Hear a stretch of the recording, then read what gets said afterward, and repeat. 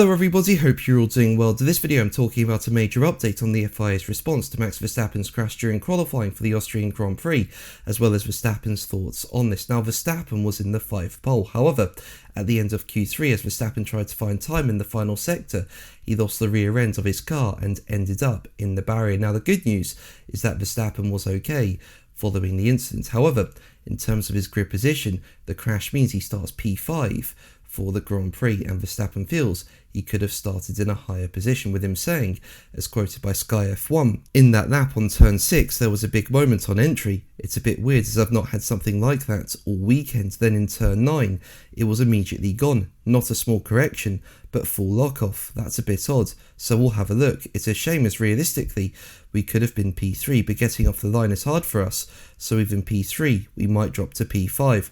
There are still some things we want to understand from the package, some that work well and some not so well, and work from there." Now make sure to subscribe so you don't miss my Formula 1 content and are kept up to date with F1 news. I'm close now to 54,000 subscribers, and your support and lovely comments are incredible and it means so much to me.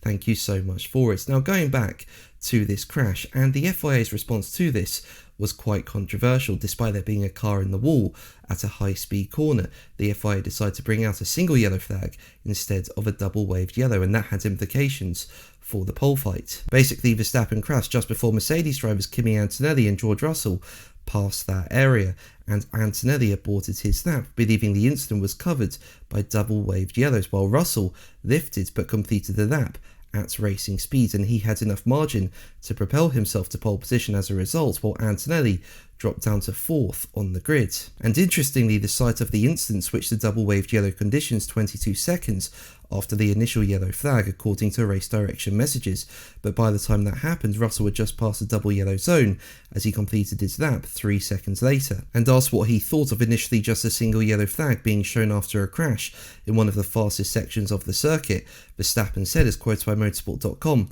"I only heard about that now. That's quite crazy."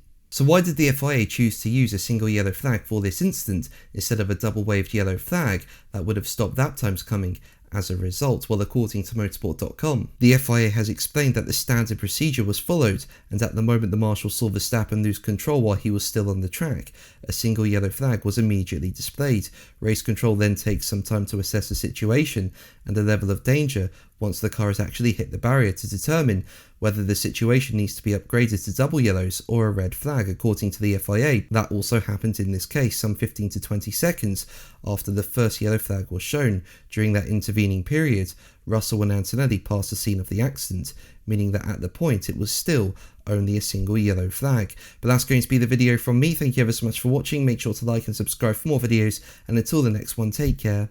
Bye.